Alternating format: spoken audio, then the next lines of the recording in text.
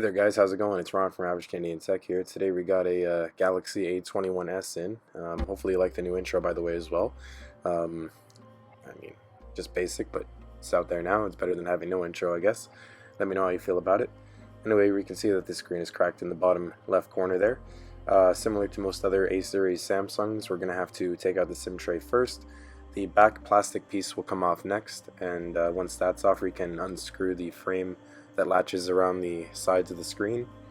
I'll show you how to do that in a moment.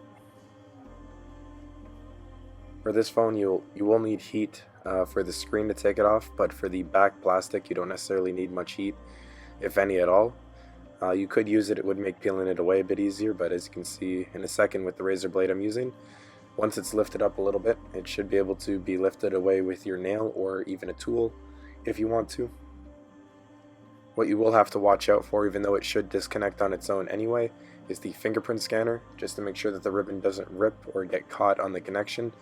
We're going to push down and push it out of the plastic piece so it sits with the phone still.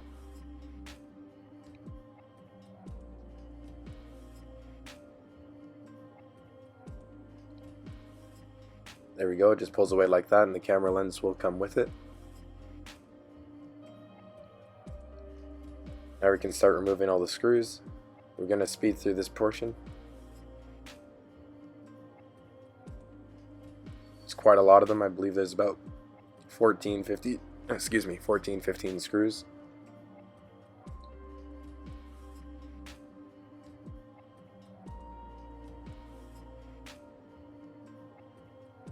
Obviously at some point before you do the screws, disconnect the fingerprint scanner so it's not dangling all over the place.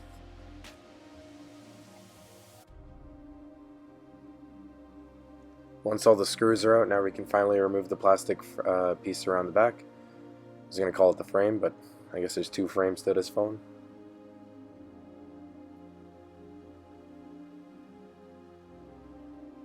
There we go. Shouldn't be too hard, it just unclips. There we go, now we have access to the inside of the phone. For this Samsung, we don't need to remove the battery or the top logic board, we just have to remove the SIM tray, but what we do have to do first before doing that is disconnect the battery. As we do with every phone, we do that first. As you can see, the ribbon that goes down from the logic board over the battery has two split ends on the bottom. One's for the charging port, one is for the screen. It's pretty cool how it merges into one going up on the top. For whatever reason, I felt the need to take out a screw on top of the motherboard. I did think it needed to come out. It does not, so don't take out that screw, I guess, if you don't need to. What we will do is remove that ribbon cable that goes over the battery so it's not in the way of the connections at the bottom. As you can see here, I am trying to disconnect the signal wire as well that goes up to the logic board. This is for the antennas, so do not break it. The charging port board does not have any screws or anything, it's just lightly held in by glue. So you can kind of just apply some pressure and it will come away eventually. As you can see, it came up pretty easy there. Now we have to unstick the little connection at the bottom there. It is stuck to the frame a little bit. We're just going to dig underneath it and lift it up so we can pull it away from the frame easy enough.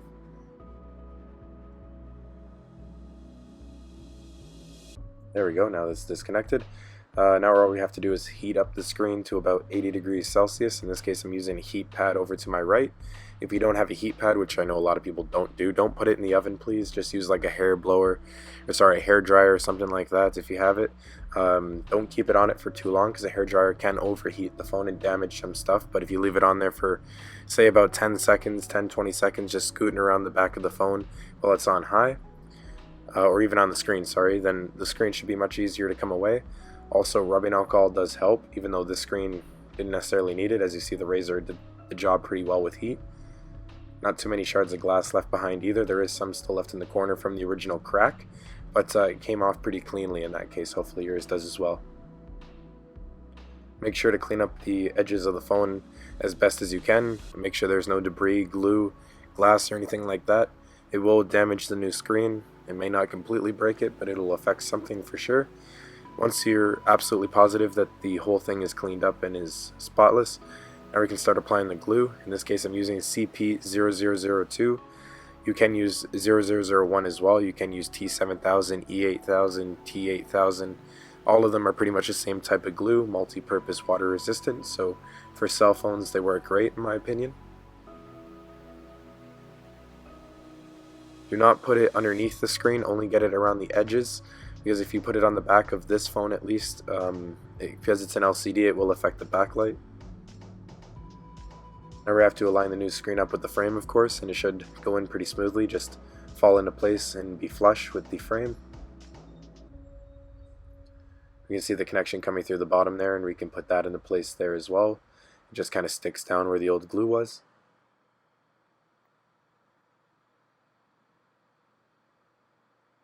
Make sure before you put the phone face down on the table that if there was glass flying everywhere that you clean all that up. If there's any screws on the table, move them out the way. You don't want to put your phone face down on any debris or anything that can break it. So now we're just getting the charging port back in. We're just going to put it back into place on the bottom there. We're going to get everything connected back up. Going to get this part over the battery now, the ribbon cable. Connect it up to the new screen. Make sure it does click in properly. If you don't feel it click, it's probably not connected properly. Finally, we can connect the battery again, now that everything else is on. We cannot turn on the phone yet. I mean, you technically can if you know the right pin combination with a screwdriver, but it's a lot easier just to pop the plastic frame back on with the buttons and then hit the power button. If you've waited this long, if you've given the screen about 5 minutes or so to dry with the glue, it's not fully dry yet, but it will be good enough that you can push on the sides to get this frame clips back in. Once it's all back in on every corner, now we can hit the power button. And unfortunately, this one's dead right now, so we're going to have to charge it before it wants to turn on. That's why we're seeing nothing on the screen right now. I'm just going to test it out real quick off camera, just make sure that the charging screen does come up, and because it does, I feel confident in putting the screws back in now and not wasting my time. I'm just going to speed through this part again because who likes watching screws be put in, but I mean it's worth it I guess to see where they all go.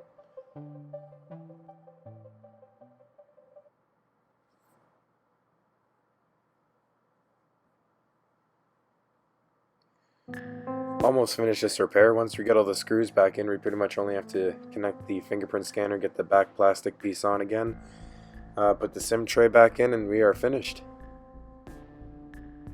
Definitely a lot faster of a repair than a Galaxy Note 20 Ultra that I did last week. So now that the fingerprint scanner is back on, we have the back plastic piece on as well. We're pretty much good to go.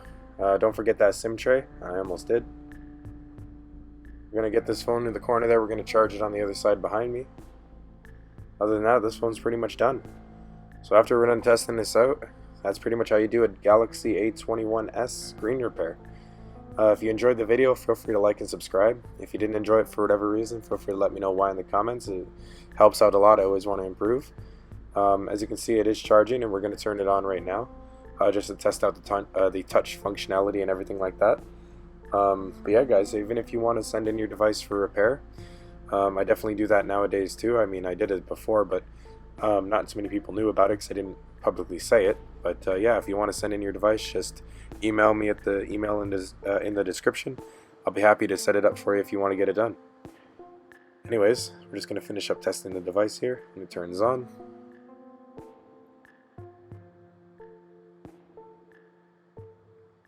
There we go, nice pink background there, I guess. Go to the emergency call screen, and seems like it's all working pretty good. So anyways, guys, hope you have a good one. Stay safe, and peace.